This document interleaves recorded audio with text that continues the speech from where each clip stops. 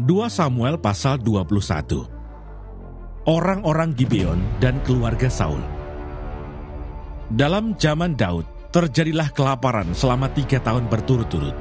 Lalu Daud pergi menanyakan petunjuk Tuhan. Berfirmanlah Tuhan, pada Saul dan keluarganya melekat hutang darah, karena ia telah membunuh orang-orang Gibeon. Lalu raja memanggil orang-orang Gibeon dan berkata kepada mereka, orang-orang Gibeon itu tidak termasuk orang Israel, tetapi termasuk sisa-sisa orang Amori. Dan walaupun orang Israel telah bersumpah kepada mereka, Saul berikhtiar membasmi mereka dalam kegiatannya dan kepentingan orang Israel dan Yehuda. Daud berkata kepada orang-orang Gibeon itu, apakah yang dapat kuperbuat bagimu? Dan dengan apakah dapat kuadakan penebusan, supaya kamu memberkati milik pusaka Tuhan? Lalu berkatalah orang-orang Gibeon itu kepadanya, bukanlah perkara emas dan perak urusan kami dengan Saul serta keluarganya. Juga bukanlah urusan kami untuk membunuh seseorang di antara orang Israel. Tetapi kata Daud, apakah yang kamu kehendaki akan kuperbuat bagimu? Sesudah itu berkatalah mereka kepada raja, dari orang yang hendak membinasakan kami dan yang bermaksud memunahkan kami, sehingga kami tidak mendapat tempat dimanapun di daerah Israel, biarkanlah diserahkan 7 orang anaknya laki-laki kepada kami, supaya kami menggantung mereka di hadapan Tuhan, di Gibeon, di bukit Tuhan. Lalu berkatalah raja, aku akan menyerahkan mereka. Tetapi raja merasa sayang kepada Mephiboset bin Yonatan bin Saul, karena sumpah demi Tuhan ada di antara mereka, di antara Daud dan Yonatan bin Saul. Lalu raja mengambil kedua anak laki-laki Rispa binti Aya, yang dilahirkannya bagi Saul, yakni Armoni dan Mephiboset, dan kelima anak laki-laki Merab binti Saul, yang dilahirkannya bagi Adriel bin Barsilai orang Mehola itu. Kemudian diserahkannyalah mereka ke dalam tangan orang-orang Gibeon itu. Orang-orang ini menggantung mereka di atas bukit di hadapan Tuhan. Ke-7 orang itu tewas bersama-sama. Mereka telah dihukum mati pada awal musim menuai, pada permulaan musim menuai jelai.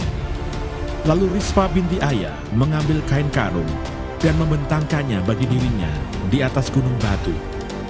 Dari permulaan musim menuai sampai tercurah air dari langit ke atas mayat mereka.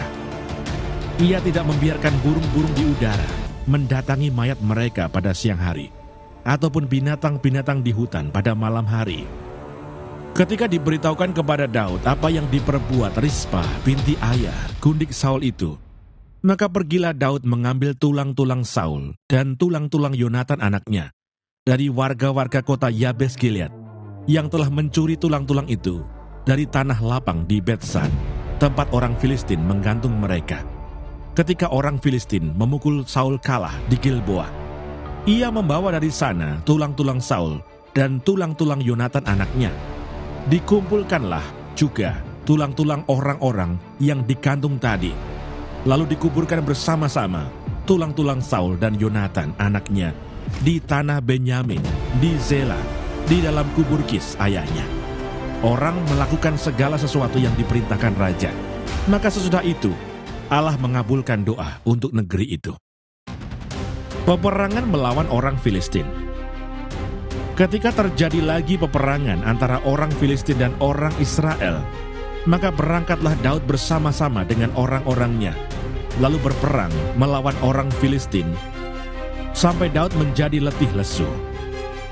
Yisbi Benob, yang termasuk keturunan raksasa, berat tombaknya 300 sikal tembaga, dan ia menyandang pedang yang baru, menyangka dapat menewaskan Daud. Tetapi Abisai anak Seruya datang menolong Daud, lalu merobohkan dan membunuh orang Filistin itu. Pada waktu itu orang-orang Daud memohon dengan sangat kepadanya, kata mereka, janganlah lagi engkau maju berperang bersama-sama dengan kami, supaya keturunan Israel jangan punah bersama-sama engkau. Sesudah itu terjadi lagi pertempuran melawan orang Filistin di Gob. Pada waktu itu Sibkai, orang Husa, memukul kalah Saf, yang termasuk keturunan raksasa. Dan terjadi lagi pertempuran melawan orang Filistin di Gob. Elhanan bin Yaare, Oregim orang Bethlehem itu menewaskan Goliat, orang Gad itu, yang gagang tombaknya seperti pesa tukang tenun. Lalu terjadi lagi pertempuran di Gad, dan di sana ada seorang yang tinggi perawakannya, yang tangannya dan kakinya masing-masing berjari 6, 24 seluruhnya. Juga orang ini termasuk keturunan raksasa. Ia mengolok-olok orang Israel. Maka Yonatan, anak Simea, kakak Daud, menewaskannya. Keempat orang ini termasuk keturunan raksasa di Gad. Mereka tewas oleh tangan Daud dan oleh tangan orang-orangnya.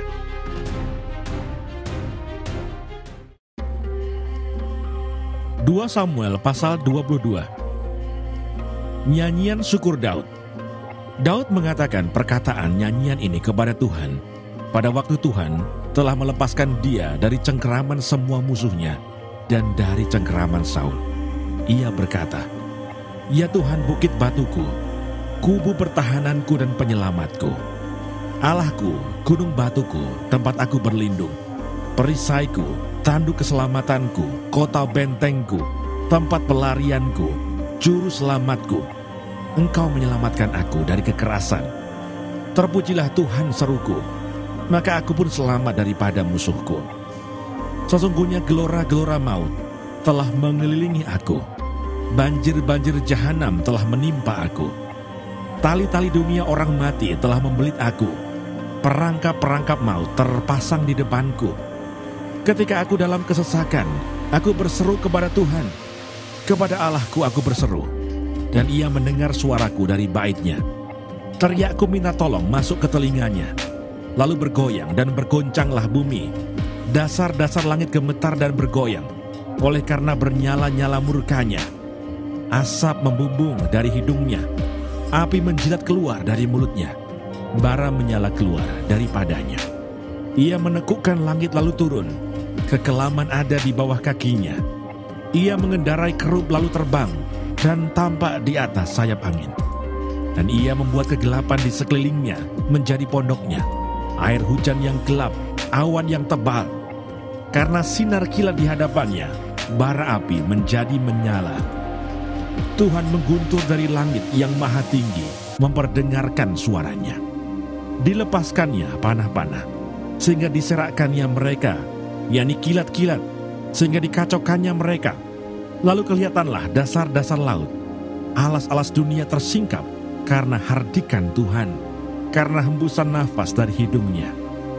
Ia menjangkau dari tempat tinggi mengambil aku, menarik aku dari banjir.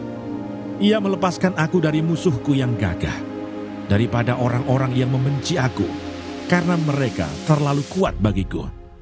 Mereka menghadang aku pada hari sialku, tetapi Tuhan adalah sandaran bagiku. Ia membawa aku keluar ke tempat lapang. Ia menyelamatkan aku, karena ia berkenan kepadaku. Tuhan memperlakukan aku sesuai dengan kebenaranku. Ia membalas kepadaku sesuai dengan kesucian tanganku. Sebab aku tetap mengikuti jalan Tuhan dan tidak menjauhkan diri dari Allahku sebagai orang fasik. Sebab segala hukumnya kuperhatikan, dan dari ketetapannya aku tidak menyimpang. Aku berlaku tidak bercelah kepadanya dan menjaga diri terhadap kesalahan. Karena itu Tuhan membalas kepadaku sesuai dengan kebenaranku, sesuai dengan kesucianku di depan matanya. Terhadap orang yang setia, engkau berlaku setia. Terhadap orang yang tidak bercelah, engkau berlaku tidak bercelah. Terhadap orang yang suci, engkau berlaku suci. Tetapi terhadap orang yang bengkok, engkau berlaku belat-belit. Bangsa yang tertindas engkau selamatkan, tetapi matamu melawan orang-orang yang tinggi hati, supaya mereka kau rendahkan. Karena engkaulah pelitaku ya Tuhan, dan engkau menyinari kegelapanku. Karena dengan engkau aku berani menghadapi gerombolan. Dengan Allahku, aku berani melompati tembok. Adapun Allah jalannya sempurna. Sabda Tuhan itu murni. Dia menjadi perisai bagi semua orang yang berlindung padanya. Sebab siapakah Allah selain dari Tuhan? Dan siapakah gunung batu selain dari Allah kita? Allah, dialah yang menjadi tempat pengungsianku yang kuat dan membuat jalanku rata, yang membuat kakiku seperti kaki rusa dan membuat aku berdiri di bukit, yang mengajar tanganku berperang sehingga lenganku dapat melengkungkan busur tembaga. Juga kau berikan kepadaku perisai keselamatanmu, dan kebaikanmu telah membuat aku besar. Kau berikan tempat lapang untuk langkahku, dan mata kakiku tidak goyah. Aku mengejar musuhku sampai mereka kupunahkan, dan tidak berbalik sebelum mereka kuhabiskan. Aku menghabiskan dan meremukkan mereka, sehingga mereka tidak bangkit lagi, dan mereka rebah di bawah kakiku. Engkau telah mengikat pinggangku dengan keperkasaan untuk berperang. Engkau tundukkan ke bawah kuasaku orang yang bangkit melawan aku. Kau buat musuhku lari daripadaku, orang-orang yang membenci aku, mereka kubinasakan. Mereka berteriak minta tolong, tetapi tidak ada yang menyelamatkan. Mereka berteriak kepada Tuhan, tetapi Ia tidak menjawab mereka. Aku menggiling mereka halus-halus seperti debu tanah. Aku menumbuk mereka dan menginjak-injak mereka seperti lumpur di jalan. Dan Engkau meluputkan aku dari perbantahan bangsaku.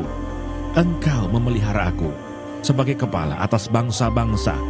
Bangsa yang tidak kukenal menjadi hambaku. Orang-orang asing tunduk menjilat kepadaku. Baru saja telinga mereka mendengar, mereka taat kepadaku. Orang-orang asing pucat layu dan keluar dari kota kubunya dengan gemetar. Tuhan hidup, terpujilah gunung batuku.